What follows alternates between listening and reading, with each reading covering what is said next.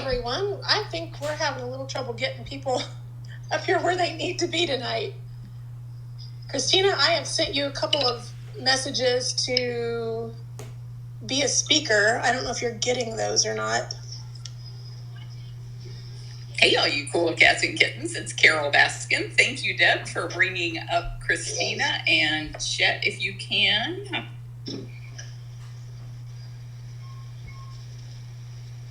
While she's working that out in the back end here, she'll be sending an invite to Christina. I don't know, Christina, whether or not you've done Twitter Spaces before, but watch for a blue bar to come up at the top of your screen. And you need to be on a cell phone, not on your computer, for us to be able to hear you and for you to have a microphone. What we're going to be doing tonight is talking to Christina Scaringe and Jet from Animal Defenders International. And Christina Scaringe is the general counsel with Animal Defenders International. And if you guys are here and you remember Hoover the tiger, she was the person who worked with Howard to get all of that paperwork done. And it was 2 years of paperwork to get the import permits from Peru to Florida. And so I can't thank her enough for all the work that she did to bring us such an amazing tiger that everybody loved so much. If you knew Hoover Tiger, how about while they're doing that, put some hundreds, I don't think there's hundreds anymore, put some hearts in the air or some peace signs or some clapping signs if you knew and loved Hoover. And then also we have Jet, who is the executive director with Animal Defenders International. And I think she's going to be speaking with us as well. Christina, I see that you have your speaker ability now. Yes, thanks, Carol. It's lovely to chat with you again. I am new to Twitter Space, so this is exciting. I'm really liking Twitter Spaces. We were doing Clubhouse for a long time, and Deb could probably tell us how many people we would typically have in a Clubhouse room. And sometimes it's fewer initially in Twitter Spaces, but because it stays out there in Twitter, the number of people who play the recording afterwards is huge. And so we feel like we're getting a whole lot more of our message out there about why these big cats don't belong in cages. So that's really, really exciting. I see Karen just joined us here. So thank you, Karen, for coming up and helping us with the hosting and with managing the people who want to ask questions. I'm going to talk to Christina a bit. And is Jet up here yet? Is Jet in the room? I don't see Jet yet. Okay. And then after I get through asking a few questions, I'll turn it over to the audience. So if you think, oh, wow, I have a question and I want to ask a question, then just use the emojis down at the bottom right-hand corner where it has the heart with the plus in it, and use the symbol on the far right hand. So that's where you raise up your hand to let us know that you'd like to be brought up to the stage to ask some questions as well. So Christina and I just had a funny exchange, I think, recently, because we're both on a listserv or something, and she was pretty outraged at what was being proposed, and boy, she just let them have it. So I was like, that's my girl. I love you. Christina, just a day in the life, right? Fighting a good fight. Man, it's always something, isn't it? So I usually ask who you were before you found big cats, but in your case, you were helping all kinds of animals. So maybe talk about what led you into what you're doing and tell everybody what you currently do. Sure. And thanks for having me. This is great. Well, my background wasn't as exciting as many who got into big cats. I was just a lawyer working complex litigation, and that was perhaps challenging intellectually, but not spiritually fulfilling. So I began to look for hobbies and pro bono work, and I've always been a sucker for animals. So I started doing various pro bono work for various animal rescues, and it started locally. And then I came across ADI, and I started helping them with promoting the Lion Arc festivals. Lion Arc's a film we did about a rescue of, the total rescue is 29 lions, but the film depicts the rescue of 25 lions from Guatemala after we, took decades or years at least to pass the ban on animal circuses there, and we brought them to sanctuary in the U.S. And that's on Earthstream now. So after that, I started helping them. I'm a born and bred. Well, actually, I wasn't born in Florida, but I was raised in Florida, and so I was living there at the time. And so I was also doing some pro bono work for them on the expansion of primate breeding farms in Florida. I don't know if your listeners are aware, but Florida is an epicenter for the breeding of primates to sell to labs in the U.S. And I was hooked. So it wasn't long after that that I began to work for ADI full time, and here I am. Wow. What year was that you were working on the Lion Arc issue? 2013, and then I came on full time in 2014. And when you were doing that work, were you doing legal work for them in Guatemala, or were you handling the U.S. side, or what was your role in that? Well, that was more related to the film. So that rescue had been complete, so I can't claim credit there. My first permitting type work related to rescues was later, not Hoover, but some of our later rescues in Latin America. But I was very excited to be a part of that. My first actual legal work, apart from lobbying, this pretty gray line between what's legal and what's lobbying, was probably the challenge to the primate breeding farms. My first cat work was involved in the earlier stages of our campaigns on the rescues that led to the rescues in Peru and Colombia and Guatemala. I'm sorry, I misspoke before. Lion Arc was Bolivia. So many countries.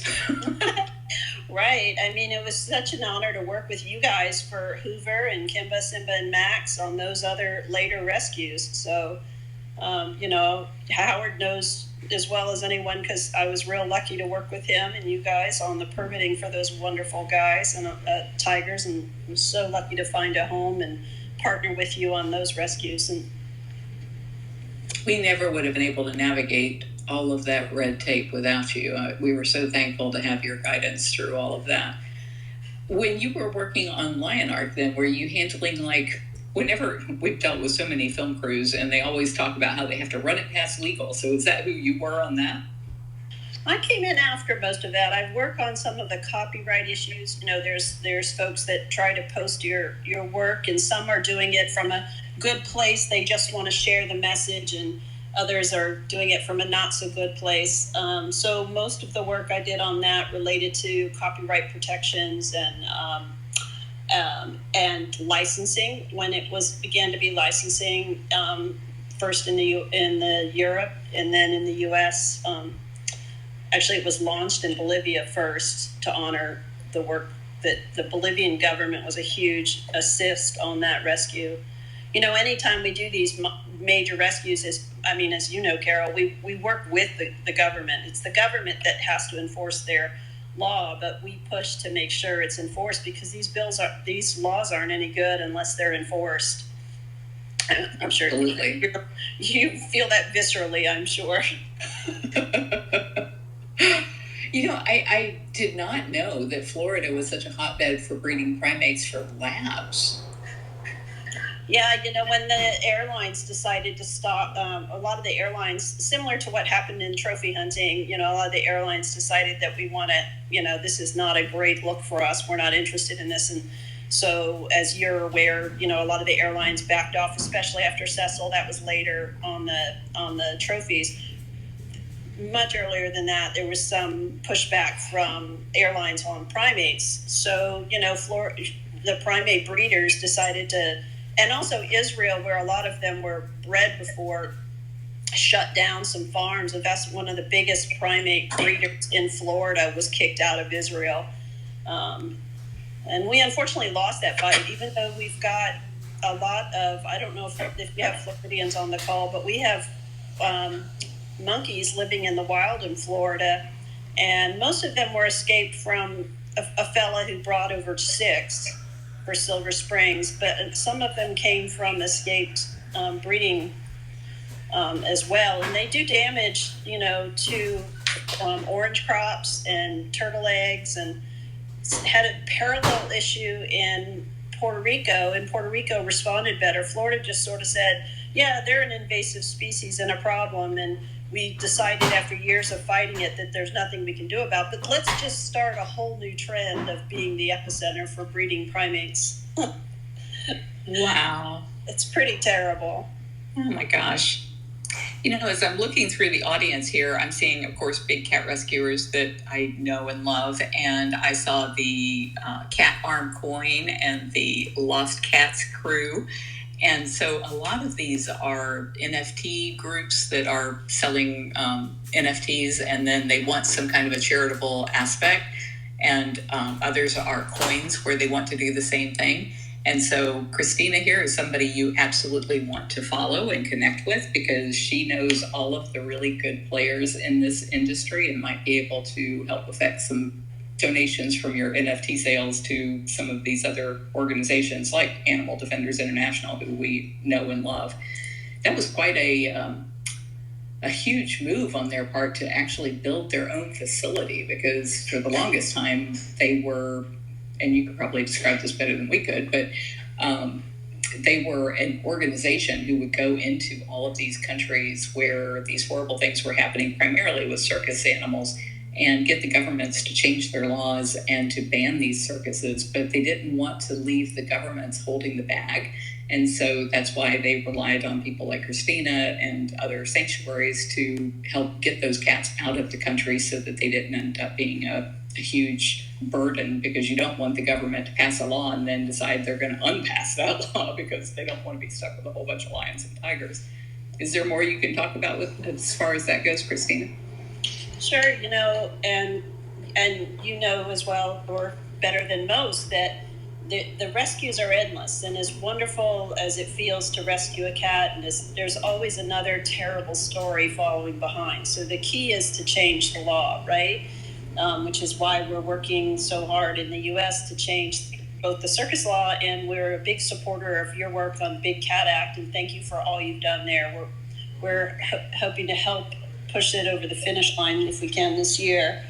We have the circus ban proposal here that's gaining sponsors every week too. We're not quite as high a number of sponsors as Big Cat, but in any case, what we do when we do these massive rescues in Peru, for example, there were 115 animals. Well, it's probably more than that now, because we still have a relationship with the government there that we coordinated with, and we in that rescue, of course, was gorgeous Hoover that came to Big Cat Rescue. But as far as the government's concerned, many of them take what I think is probably a forward-thinking stance, where they're okay with relocating the indigenous species in country, but they want to have less of the exotic species in country because it's not consistent with what you would expect to see in Peru. And so they're trying to frame a biodiversity consistent with its natural space, right? So the lions and tigers that came out of Peru and Guatemala and Colombia, the countries wanted them out. And that's no small feat. As you know, we were so happy to partner with Big Cat Rescue early on in Guatemala. You guys were there in the trenches with us on that. And so part of that exercise is finding sanctuaries. And most sanctuaries are working really hard.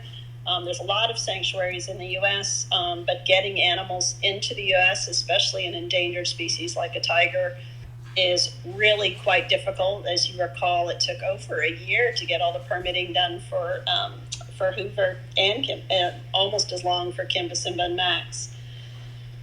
And so while we would love to have been able to find,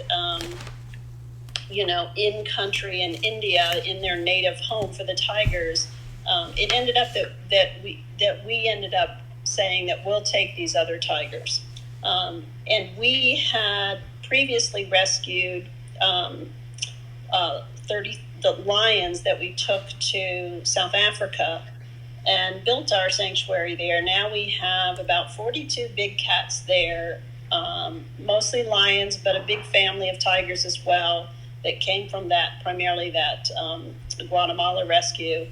And it's a lot of hard work, as you know, but it's so rewarding. There's nothing like, after spending years and years and years trying to change hearts and minds and finally getting law across the board, and then these enforcement actions are very complex, as you know, and we had to chase down, for example, Hoover Circus for 8 months, and Hoover, as beautiful as he was when we found him, he was sick and emaciated, and he was the last survivor of 12 tigers, and it's just heartbreaking when you can't get there in time. And so that moment that you see him step his little toes into the pond is just more than one can say, right? So we are really happy to have joined the world that you're in the many worlds you're in, Carol, with our own sanctuary. It certainly is a huge undertaking, but now we know that we have a space if we can't find a home in country, that we have a space to take these animals. And currently South Africa, where our sanctuary is located, is looking at revamping its entire wildlife sector, which would include closing down all its captive, its canned hunting operations and its captive lion breeding operations. So we're about to face a real need for sanctuaries to rescue lions in South Africa itself. There are about 10 to 12,000 estimated lions in captivity in South Africa. So that's a long process coming, but it seems like we started the sanctuary just in time. So that's the ADI Wildlife Sanctuary, and you can find our website just by Googling that. I was so excited to hear the Minister of Environment saying that they were going to stop these cub petting and the canned hunts and the walk with lions and all of that crap that causes so many of these cats to be bred and discarded. And I hadn't even thought about how that would impact you guys, that now you've got all these places with no way to make money off of those cats. You know they're going to be getting rid of them. Right. They're going to probably start with a census of what's there, right? And that will include a census of the good sanctuaries and the terrible breeding operations. But there has to be, that's part of our role as sanctuaries too, right? Especially folks like you that are trying to change the cycle, trying to stop the cycle. We have to try to be ready to either step up or find a framework of sanctuaries that can help us step up to answer the call if they actually do something. Because I know everyone has worked for years to try to make change there in South Africa on this front, and also here in the U.S. on the Big Cat Act. You've worked for years on this, and one of the questions that we always get asked when we're on the Hill is what will happen to the animals. And what's really nice is there's a really strong framework in the U.S. for these animals. There's less of that in South Africa, and also many more animals than we have here, which is kind of shocking to think about, considering how rampant the backyard big cat situation is here. But it's an honor. It's an honor, as you know. Yeah, for years I kept telling people, when this bill finally passes, when the Big Cat Public Safety Act finally passes, there's probably going to be this huge influx of animals that we all have to pitch in and help rescue. But the good thing is that so many of those tiger mills have been shut down in recent years, and so it's hugely reduced the number of animals in need of being rescued to the point where it is manageable here, whereas I don't know of any other accredited sanctuaries in South Africa. So yeah, it's like you guys, and that's probably not much more than Animal Defenders International there that could even help with something like that. Wow. You've got Four Paws there and a number of others, but we're really happy to be working on that, and that's the same case here with, if Big Cat gets through, is that's what I tell legislators, among other things, is however sad you may think it be, when we open the doors to the the tiger mills, which is no different than puppy mills, right? Except just more dangerous. It doesn't mean that the horror started the day you opened the door and looked at it, right? So it just means we're finally dealing with it. So if we're going to see some sad sights and some terrible things are going to be more open to public eyes, we'll be stopping that cycle, and it won't happen again. And that's what we try to do when we go in and do those big rescues. When we flew the 33 lions, that was the last lion in a circus in Guatemala or Colombia. It was done, no more. And so they're less likely to try to buck the system. And because no one's expecting now to see a lion or a tiger in an act in Guatemala anymore. And we get calls still.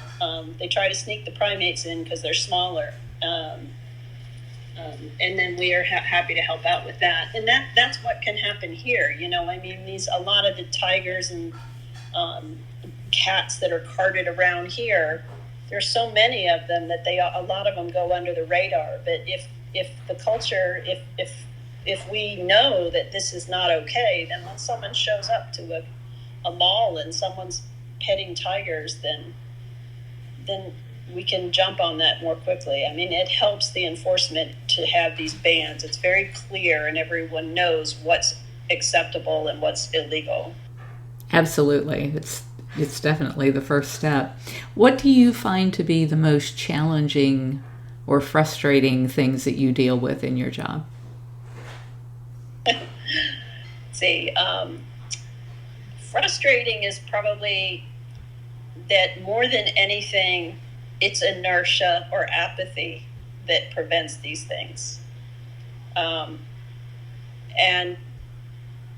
the phrase, one of the phrases I hate the worst is, "We've always done it this way." Well, that doesn't make it okay, right? Right. So, is getting the inertia to move. It takes, once you can get the wheels rolling, then the hard work's really it's not done, but at least you're not pushing against a brick wall, right? So that's probably the most frustrating thing. The most challenging thing is probably to remember that you have to stay in this fight, and the animals need us to stay in it. And the only way to avoid burnout is it's important for those folks that are in animal advocacy. Sometimes we see the worst of folks out there, and you have to remember to remind yourself how beautiful the world is and how wonderful the world is. And so sometimes that means taking the time to refuel yourself and nourish yourself with what is out there, so that you don't get too drawn in too negative a place, because they need us for the long haul. This is a long fight. It's going to go on longer than my little life, but I'm going to keep fighting as long as I got it in me. I am so glad to hear that. And, I always say the same thing, that apathy, I think, is the thing that frustrates me the most. Just getting people up off the freaking couch and getting them to make a call or send a letter.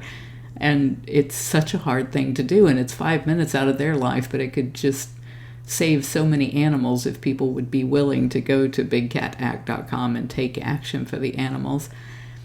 I find it interesting that you talk about burnout, because that is such a huge problem, and yet when you're talking animals, you can't afford to burn out. You have to keep doing it every single day because every one of them is depending on you. So what do you hope to ultimately accomplish with your blood, sweat, and tears? At the risk of being too ethereal about it, I mean, there are specific goals that you have, right? But they change year to year as years go by. Like, for instance, I think Big Cat's a great goal for this year. We have a door that's open that may not be open that we need to push through. I think I think that the TEPSPA bill, the Traveling Exotic Public Safety Protection Act, has a chance if we keep pushing. So there's some distinct things happening that and momentum that we should take advantage of. There's a animal welfare resolution being presented next week at the UN Environment Assembly in Nairobi. So there's South Africa's changes are distinct changes. But I think if I was to think about over my career, it's more, if I can edge, it's more ethereal, it's more overarching. I would love to see, and I'm seeing it now in the younger and younger folks, a change in our frame of reference from commodifying these sentient beings, from this point of view of human beings being separate from nature and maybe superior to nature, to recognizing, to a little bit of humility that we are part of this cycle and we depend on this cycle. And this cycle makes life beautiful and mysterious. And if we could just recognize and respect the beauty and the majesty that is around us rather than the need to exploit it, that would be wonderful if I could tip the scale a little bit more towards that point of view. And I think that there is more and more of that because of our own activities that are leading us to things like the biodiversity crisis, the extinction crisis, the climate crisis, and the pandemics, and the pollution crisis. And there's an increasing recognition of the connections between those, right? And it all comes down, in my mind, to that frame of reference, that somehow we think this is all here for us to just completely use up and destroy. And we do that at our own peril, but we also do that at our own loss. It's a huge spiritual loss that we don't respect what these magnificent beings, are here just for their own inherent value. So that's a real sort of rambling, overarching view, but that's the thing that I feel like I'm more and more bringing the conversations to. Here's this discrete act, right? The Big Cat Act. But what it comes down to is this hubris that we think we can take this most magnificent, powerful beast and try to illustrate our dominance over it for our own insecurities or vanities or whatever it is, rather than just admire and respect its magnificence. That is so beautiful. Thank you for that. And I hope to see the world that you are envisioning soon. And I do agree that the younger people do seem to have a much more enlightened view. So I'm happy to see so many of the younger generation in the audience tonight. I'm going to hand it over to Deb, and then Deb, I'll rely on you to call in people that are up here for questions that they would like to ask of Christina. All right. Thank you, Carol. Thank you, Christina. You brought tears to my eyes. That was just beautiful what you had to say. If you would like to be a speaker and ask Christina a question, or you have a comment, if you will go to the bottom right corner where you see the little heart with a plus and touch that, and on the right-hand side of that, you'll see a hand raise. And if you will just click on that, then I will know that you want to speak and I can call you up. Christina, I don't really have a question necessarily, but Hoover is how I found Big Cat Rescue. And so for that, I thank you, because had it not have been for Hoover, I don't know when or if I would have ever found Big Cat Rescue that has just become my life and my passion. And it's just who I am now. So I thank you for that so much. And I just want to echo that back. Thank you for recognizing. I'm sitting here staring at a picture of Hoover. He's actually got a center spot on my bulletin board behind my desk because he's just so darn handsome. But it was a wonderful partnership. We love Big Cat Rescue, and we have really enjoyed the partnerships that we've done together. And I love that you were inspired seeing Hoover, because these cats are amazing. Thank you for all you do at Big Cat Rescue. His story, the live that took place in Miami as he was being unloaded off of the plane, is how I even found Big Cat Rescue at all. So it's been an amazing journey since 2016 for me, becoming a part of Big Cat Rescue. So thank you. Thank you for that. Karen, did you have a question or a comment before we move on down the line? Sure. Can you guys hear me okay? Yes. Can hear me? Okay, good. I have a fussy 6-week-old human in my arms right now. So if you hear some weird noises, that's what that is. Christina, it is so nice to finally hear your voice after all our emails back and forth. Hoover is also how I came to Big Cat Rescue. I followed them a little bit before, but when I saw him being unloaded, same thing. I just fell in love. And then when I went, my family made me go visit him. And when I saw him and Big Cat Rescue, I knew that, I had to be a part of it. So I also work with a couple other places besides Big Cat Rescue. And recently, and for Big Cat Rescue, what I do is, for Carol, try to get some emails together so we can send alerts out for people to respond to ask places in this country if they will please stop supporting places that use big cats, such as circuses, sometimes fairs. I just wondered, do you have any feeling towards the U.S. And circuses? How do you feel about that? Because lately there's less and less tigers in the circuses. I don't know if you've noticed that. Do you have any thoughts on that? Yeah, when Lacey tried to take his tigers to Germany after Ringling shut down, one of them got loose in Atlanta, and he didn't even know it. The police had to go notify him. Meanwhile, his tigers running around Atlanta neighborhoods. In general, the U.S. is really behind on the idea of animals in circuses, as well as animals in, big cats in backyards. We are probably the leader in wildlife trade and trafficking for entertainment and exploitation. And we point our finger at other nations for their bad acts. We point our finger towards Asia a lot for the terrible things they do with regard to wildlife trade related to medicine. But we always want to carve out our uses of animals, right? Because what we do is different, right? And Latin America is probably leading the way on the use of animals in entertainment. I saw that Korea just came out with an announcement that it's going to re-look at its use of animals in film. So I think, as Carol can tell you, when you go to places like CITES, which is some of the international conventions on trying to address these animals in trade, there's a lot of countries that really want to make things happen, and they're fighting the big behemoths in the room. And the big behemoths in the room are almost always the US, China, and the EU.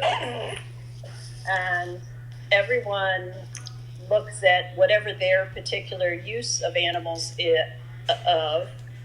as just fine. It's the other people. We need to stop what the other people are doing. Well, that's why I always, I see what we do, and I see that where all those male cats came from, our favorites, that ADI helped get to BCR. These other countries seem to be ahead of us, which is crazy. And I wondered, because lately I started helping with the circuses maybe 6 months to a year ago.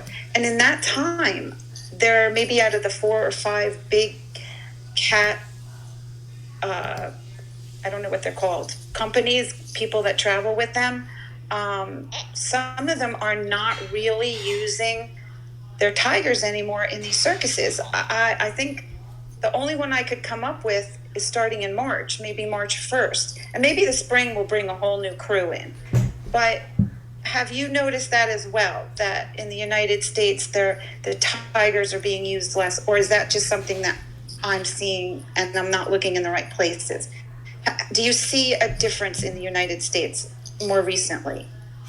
Franzen's still around. Is that Franzen you're looking at? Yeah, definitely. Lacey left. I mean, in general, correct me if you think it's different, Carol, but in general, the animals, and this is just regarding circuses, this is not your roadside zoos or your backyard tigers. There are a lot less animals in circuses in the U.S. than you might think. So, for instance, the animal zoo, the circus industry for wild animals in Italy was much bigger and much longer entrenched. It's a smaller nation, but those were families that had those circuses for decades and decades and decades. And I guess we have too. We go back a couple hundred years, but they're a much older country than us, right? And they banned, it took us a month from the time we showed Lion Art in the Italian Senate. They banned not just wild animals, they banned the use of all animals in circuses. And that is an example of a country that had a really entrenched industry, right?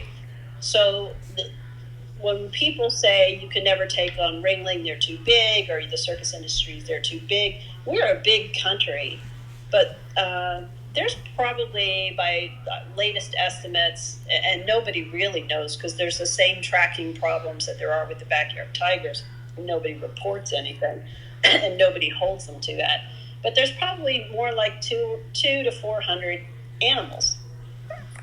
And they just park these poor animals all over the place, back and forth and back and forth. I'll never forget the poor bears that went to Hawaii from Florida. Right before Hawaii passed its ban on the use of animals in circuses, they took this poor bear, and the bears in the U.S. are under some of the worst conditions we've ever seen. In cages without windows, they can't see anything, and they feed these bears Mountain Dew. They charge kids $5 a marshmallow, so they sugar them up and caffeine them up, and then stick them in a metal box with no windows. Anyway, they carted those poor bears across the United States and across the water to Hawaii. And then because we fought that use, because that particular, I just love that there's a little baby on your lap. My daughter went out for the first time tonight, so I said I would babysit, but she promised she'd be sleeping, and that was not the case when I walked in the door. So there's no promise, there's no guarantees of anything. Anyway, it's good. It caught me from rambling. The key is there's less animals circulating in circuses in the U.S. This is not an insurmountable problem. We can solve this. And we're not talking about thousands and thousands of animals to rescue. We can stop this. It's a smaller industry now, and there's less animals overall. But we need to make that clean cut, that it's broken, it's done, it's over, so that you don't get the sort of feeding in of the little animal here and there. Oh, we'll use a kangaroo now. We'll use a monkey now, because it's easier to hide than a tiger. But then you get people challenging. New Jersey banned circuses. Yeah, I was just going to say, I'm in New Jersey, so I was at all those protests for Nosey's Law with the senator and HSUS and ADI, and it was so exciting. I mean, when that passed, I felt like we really made a dent. But they came back and tried to have a show in violation of the law a year later, right?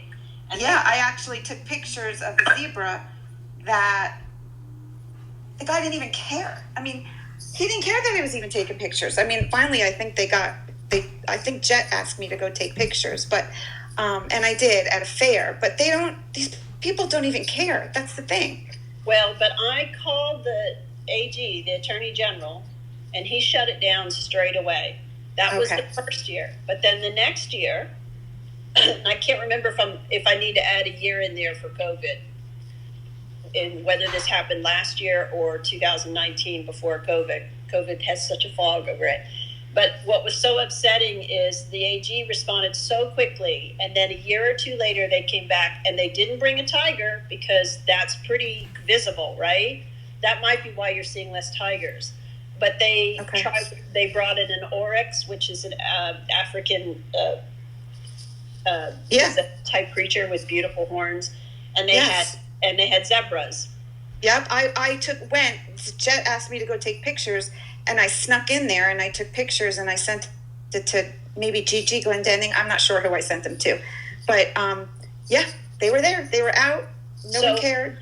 Well, the response was completely different. We got the response from the AG. He went out there straight away and sent people out there.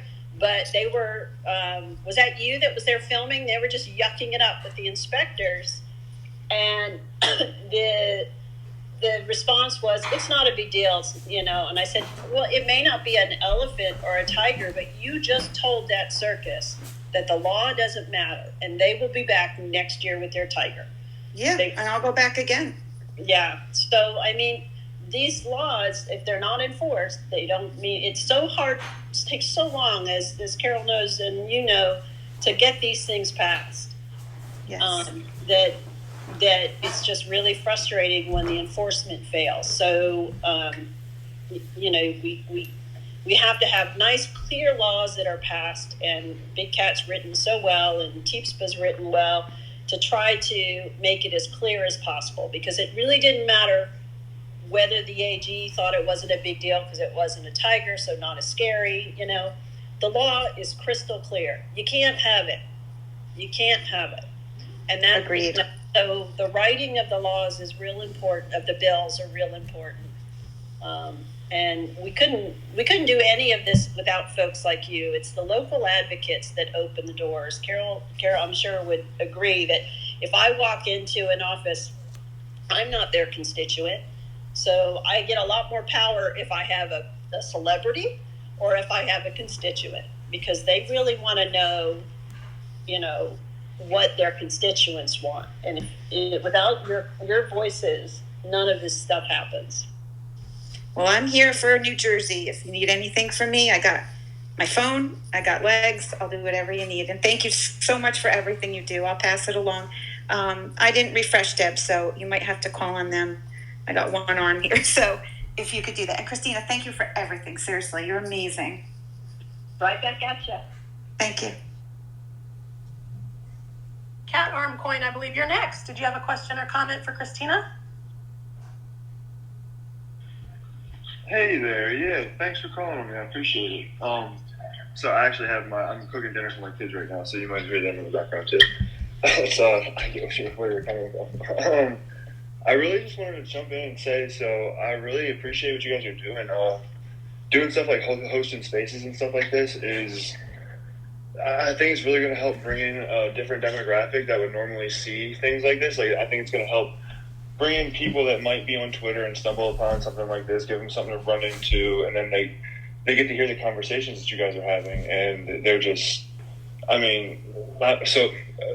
like going back and forth in our group for the Cat Arm group and everything like that, and everybody's just talking about how inspiring you guys are. And so we have picked out our first rescue that we're gonna donate to. It's the Kitten Rescue of LA. They opened in 97, and they try and prevent kittens and cats from having to get euthanized, and they try and find homes for them. And I think they rescue about 1,000 a year, but obviously, if anybody can donate, then obviously that gives them more resources to try and up that number. So that was something that was important to us. But I really had questions about, because we're getting into this as long story short, one of the developers of our coin is one of the co-founders of Doge, so he has a lot of connections and stuff, and we wanted to make something that was also going to, it wasn't just going to be a meme, but it was going to be able to help. Like Doge is great. It has many use cases and stuff like that, but it doesn't, I'm sure, at the stage that it is now, there's a lot of philanthropy that goes on with it too. But one of our main use cases wanted to be that if we could use notoriety that we have to do something good with that. And I really was hoping to get in touch with, anybody who might be able to point us in the right direction of how to start utilizing charity and donations. Like, I know there's a whole end behind it. Like, it's not just about, hey, here, take my money. Like, you want to make sure it's going to the right people, ending up in the right hands, not just getting used for BS stuff. And like I said, it's something that it's a group of like 25 of us behind the team. So we all really just want to make sure we do the best we can with it. So we really want to focus on groups and organizations that are utilizing the resources to the best of their abilities, rather than just, using them for just who knows where the money goes type stuff. Like, what I'm trying to say. So I was hoping to maybe just kind of get input from you guys if I can. It doesn't have to be tonight. I know you guys, I don't want to take up too much of your time or anything, but maybe if we could talk one day, if I could message you or tweet at you or something, and you could just give me some tips or something on kind of where to start and some of the groups to look at. And wasn't sure if maybe it was good to focus on one group in particular, or kind of like spread the wealth around, I didn't know if it, like, when you take on too many things and things can get lost, I didn't know if it was better just to focus on one group. So just things like that. And if any input is very much appreciated. So, obviously it's a crazy looking meme, but it catches people's attention, and that's the point of it. You won't.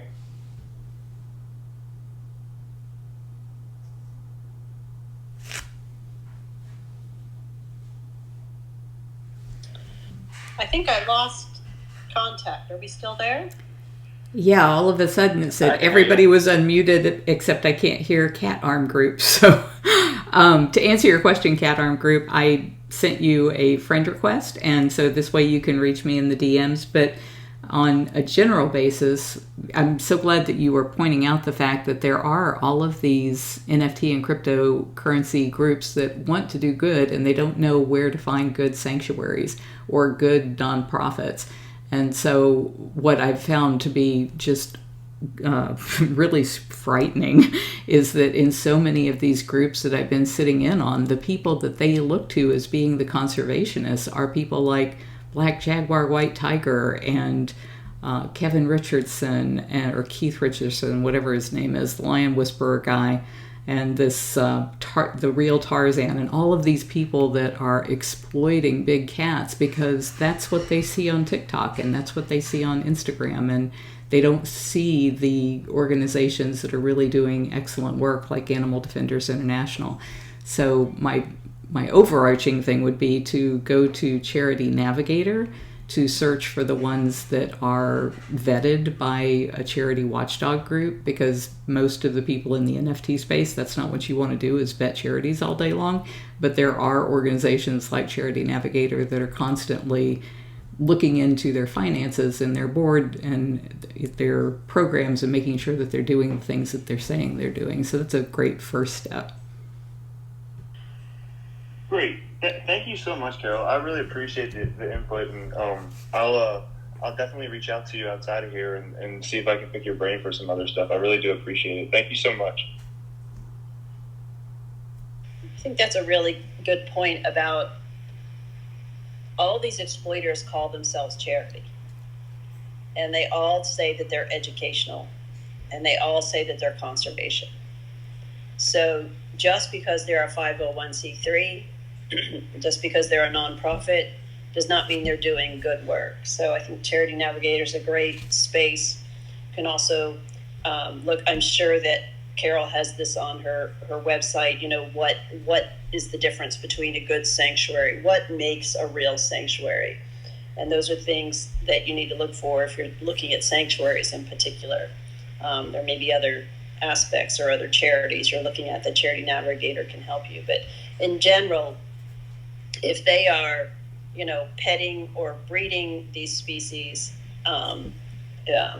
bringing them out for show, if they're commercially profiting off these species, there's a GFAS has a nice list of standards, and even the folks that aren't GFAS, the Global Federation of Animal Sanctuaries, but they follow those standards. They're pretty well recognized worldwide as the standard for a proper sanctuary. Unfortunately, it's not written that way in law. And there's always a push by these folks to get to legitimize themselves. They tried to get them, for example, ZAA, the Zoological Association of America, always tries to get its name into bills as an equivalent to the AZA or other zoological associations. So definitely do your due diligence when you're looking about where and which charities to support.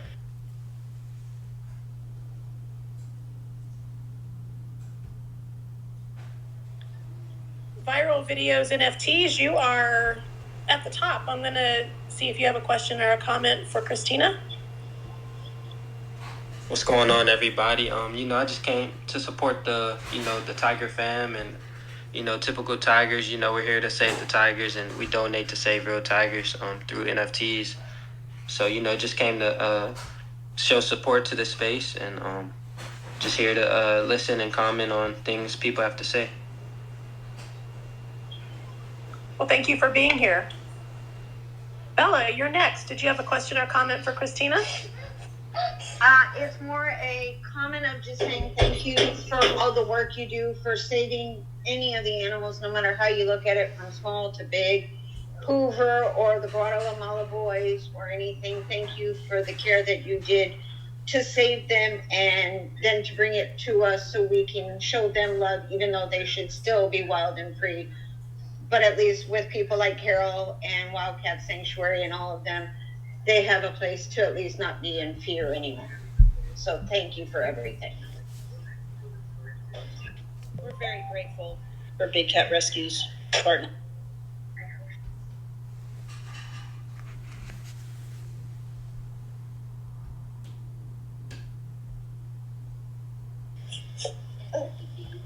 Junk enthusiast, I think you are. Did you have a question or comment for Christina? Oh, yeah, it's kind of back to when Carol was talking about making sure that the money's going to the right sanctuary and stuff. It's a big thing that's happening right now with NFTs, and you just got to be really cautious on the scams and stuff that are out there. There are a lot of people that'll have an NFT that'll be rugged because the money's not going in the right pockets, and you just got to make sure you're careful with that stuff and know your followings, do your research. Everything's good. Just wanted to shout out with Viral here. I see him. I've been talking with him every night here, and it's been good. The love in the community with this tiger stuff is awesome. So I just wanted to say thanks and one love, guys. Well, thank you for being here with us tonight. Dawn, did you have a question or a comment?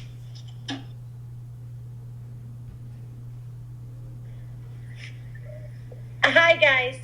Christina, I just wanted to once again let you know that I appreciate what you're doing. I found Big Cat Rescue when ADI was on the plane with the Guatemala boys, and I actually fell in love and been following ever since.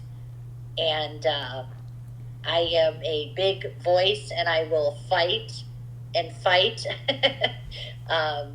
for all of the animals. And I just want to say once again, I appreciate everything you're doing. And the Big Cat Public Safety Act is going to pass this year. I just know it. Thank you for that. We do have a window here that we should really take advantage of. There's some momentum and time to push. You betcha.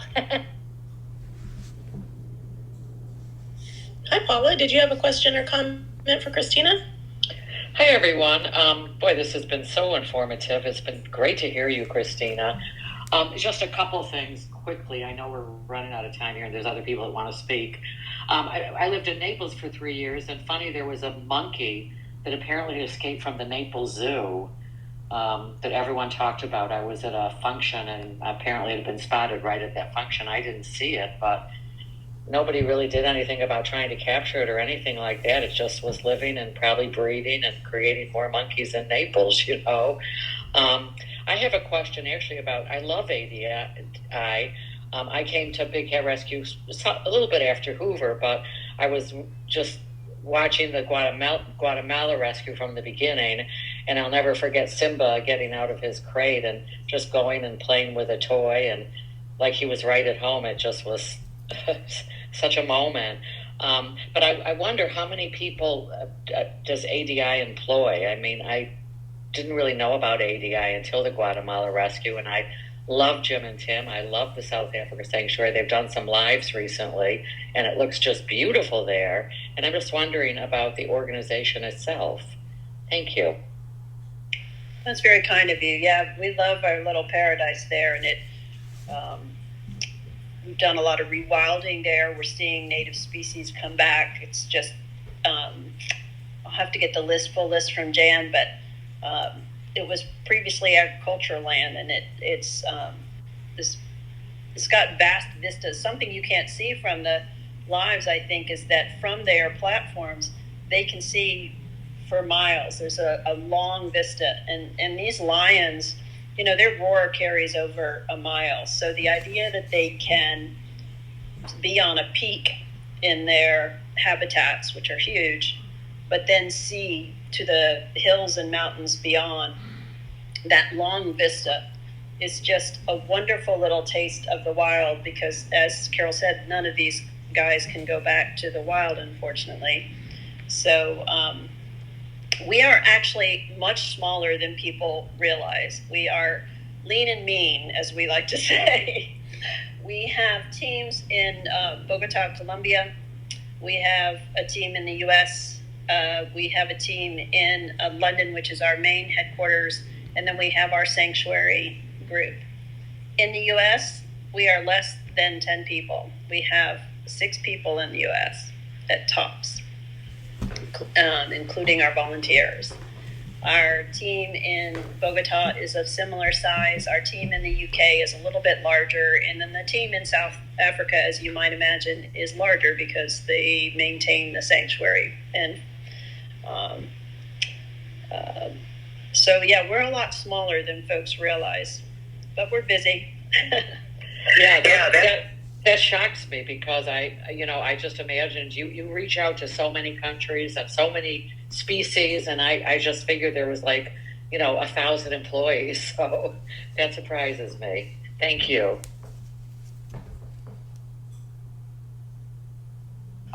Daniel, did you have a question for Christina? Yes.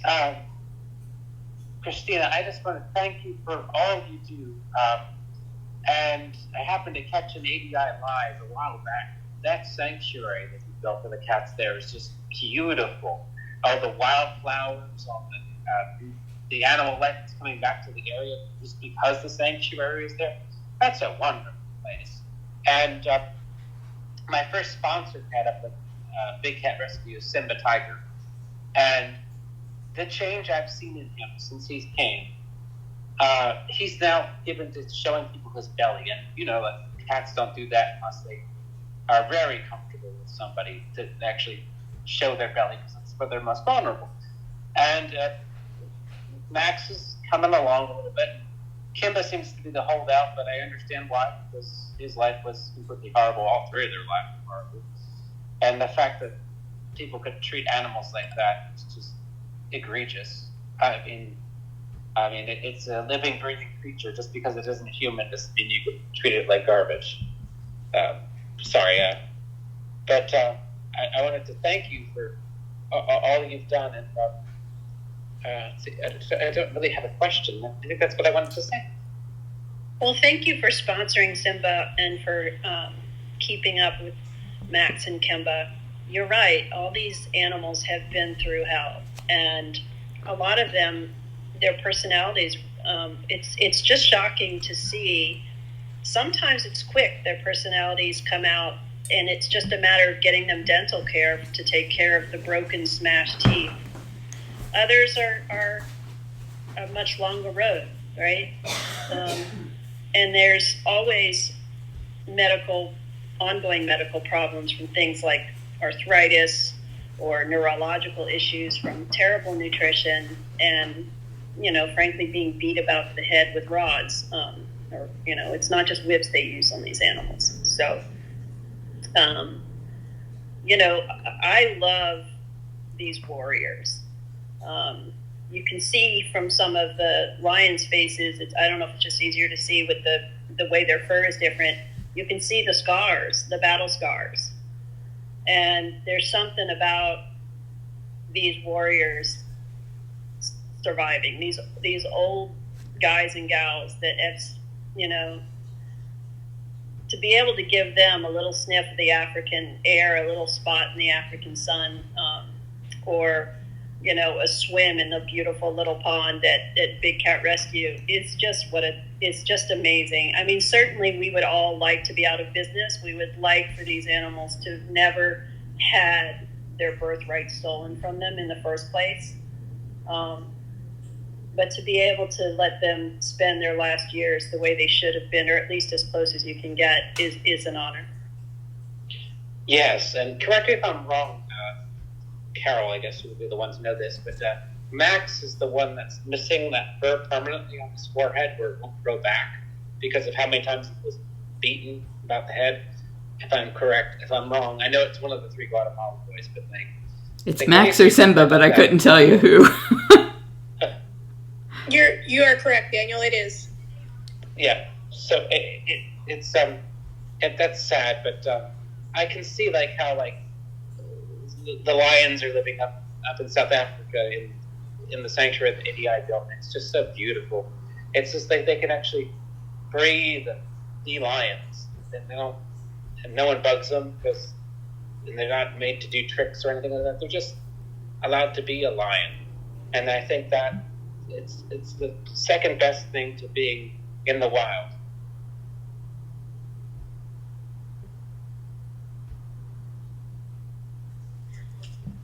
Typical Tigers, thank you for joining us tonight. Did you have a comment for Christina?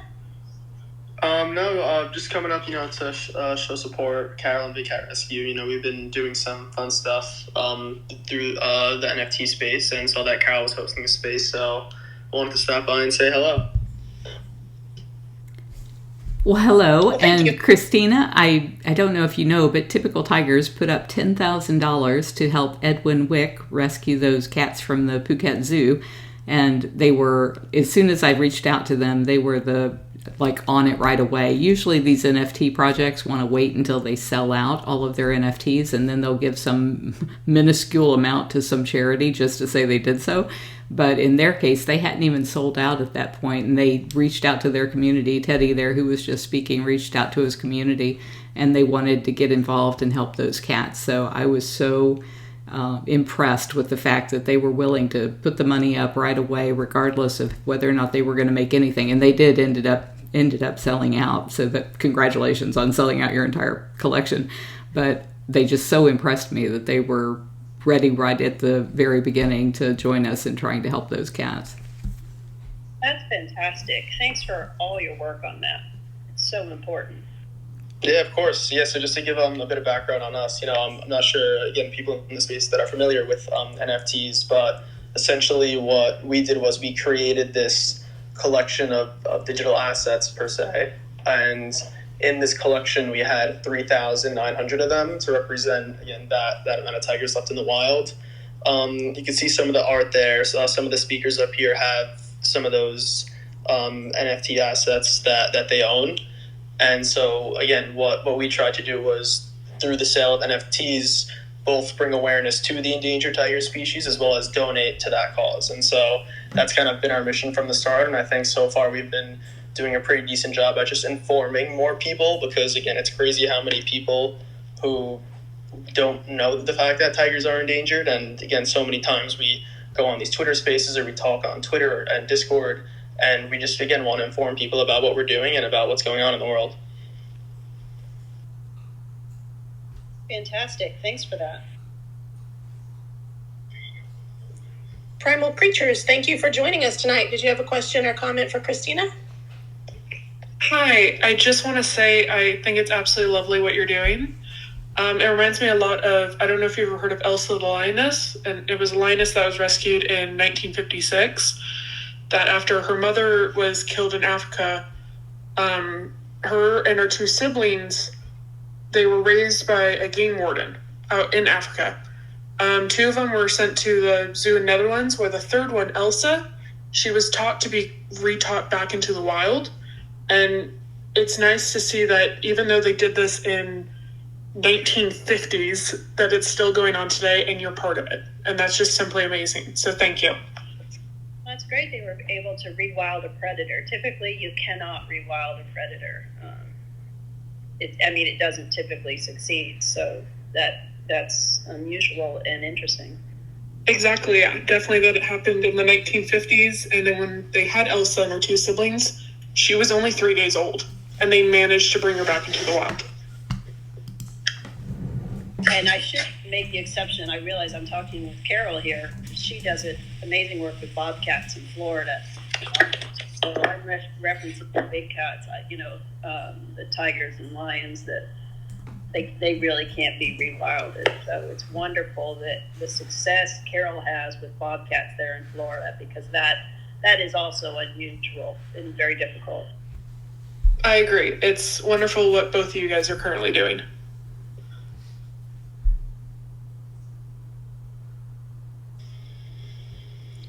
Carol, did you have anything that you wanted to finish up with before we talk about next week? Well, I just looked up Elsa on Wikipedia, and I think it might be interesting to see that even though they tried to rewild her, they ended up having to intercede because of Elsa getting too familiar with locals, which is what typically happens with big cats. Who do we have for next week? Next week is Lisa Spencer Novak, who is going to be our guest. And for those of you that don't know, she is a volunteer at the sanctuary and has been for a while. I don't exactly know how long, but she is who does Singing Sundays. So she sings to the cats every Sunday afternoon at 2:00. And there was a request, actually, several requests for her to be our guest. And so she will be with us next week.